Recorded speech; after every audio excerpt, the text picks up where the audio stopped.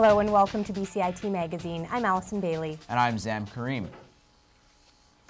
Downtown Eastside residents filled a local community center demanding police do more to battle violence against women. My co-anchor Allison Bailey was there.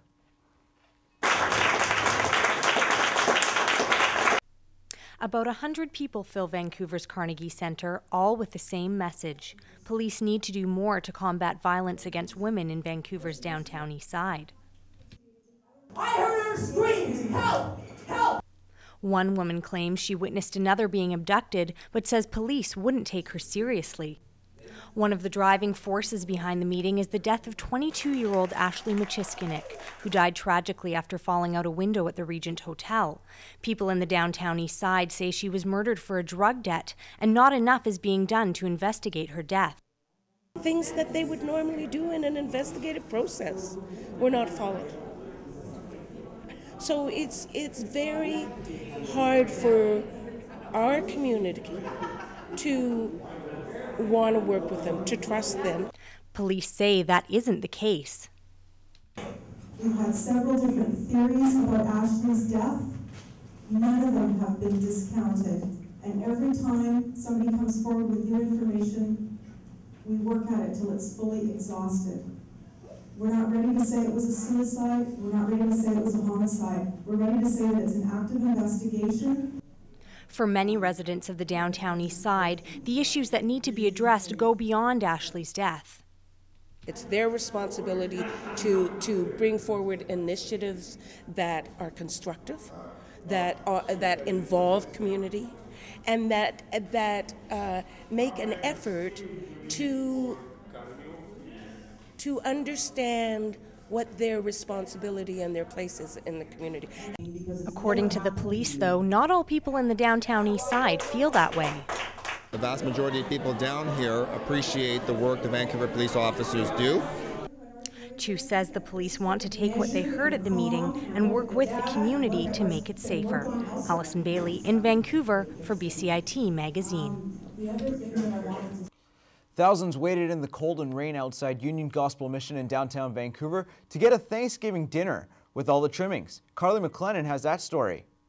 2,400 pounds of it was served to those less fortunate on Thanksgiving here at the Union Gospel Mission. 250 volunteers worked from 9 to 5 to make sure all 2,000 individuals that walked through the doors got the Thanksgiving dinner they deserved. Mayor Gregor Robertson showed up to man the coffee maker.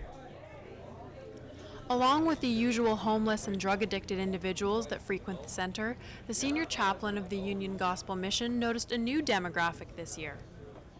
Due to the economy, due to the increase in rents, due to a lot of things, we are seeing a lot of seniors, a lot of people, male in particular, out of work. We're also seeing a lot of families and children right now, as well as seniors whose pensions aren't going that far anymore. Although many of these individuals are homeless, many consider each other family, and Curtis makes them feel at home. Hello. Happy Thanksgiving. How you doing? You're welcome. Thanksgiving dinner here is much more than a meal. It's a community coming together to celebrate what they are thankful for. Thanksgiving at the United Gospel Mission had a profound impact on Tim. What would someone in my position do without a charitable organization such as the Mission? So for people like that to go out of their way in this kind of weather, just to have the message of faith, hope, and charity goes such a long way to keep me well nourished and give me inspiration to know that there's people out there that care for their fellow man. Carly McLennan in Vancouver for BCIT Magazine.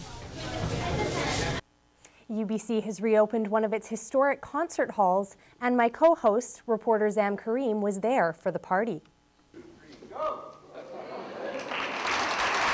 The Old Odd, as it's known, was reopened Tuesday by BC Liberal MLA Ralph Siltan and UBC President Stephen Toope.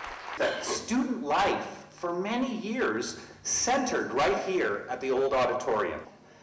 And the last time I was here, I wasn't facing a sea of, shall we say, culturally motivated people, but rather an unruly mob of engineering students of which I was the leader as president of the Engineering Undergraduate Society. And I was exhorting this entire auditorium to get up and do some sort of foolishness, which we engaged in regularly. The history of this stage dates back to the 1920s, but there are names tagged on the walls that go back as far as the 60s. The unofficial opening was in the summertime, hosting a performance of Magic Flute, and their next performance will be Mozart's Don Giovanni here in November. Opera singer and UBC grad student Richard Petrosky toured us around the building he'll spend so much time in. Inez, our costume designer. Come on in. Yeah, come on in. Have a look. Before, the costume room was located in another building. She didn't have a dedicated workspace to modify costumes and put new costumes and that sort of thing, but now she does. In June, I guess, we did a production of the Magic Flute here, which is what these old set pieces are from, and I was Papageno in that. And then we took that to Europe, actually. Oh, you did? Yeah, we took it to the Mozart Theater in Prague, where this set is from, which is why we have it. Mm-hmm. Downstairs, the green room opens up into the orchestra pit that is a new feature of the Old Odd and has 3 levels.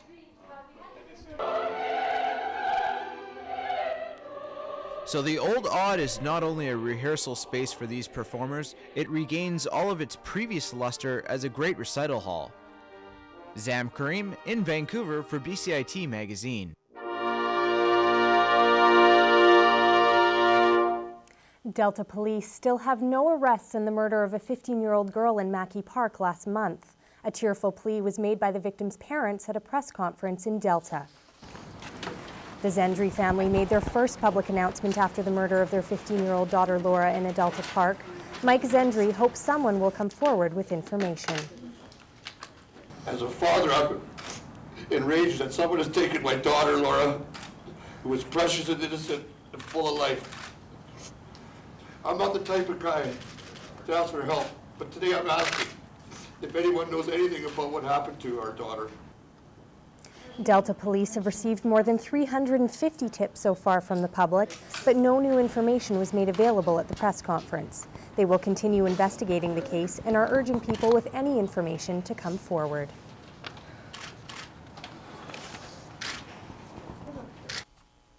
Coming up after the break, find out why a storage facility closing is upsetting some people on the downtown east side. And we discover a new kind of therapy that will have you in stitches. Stick around.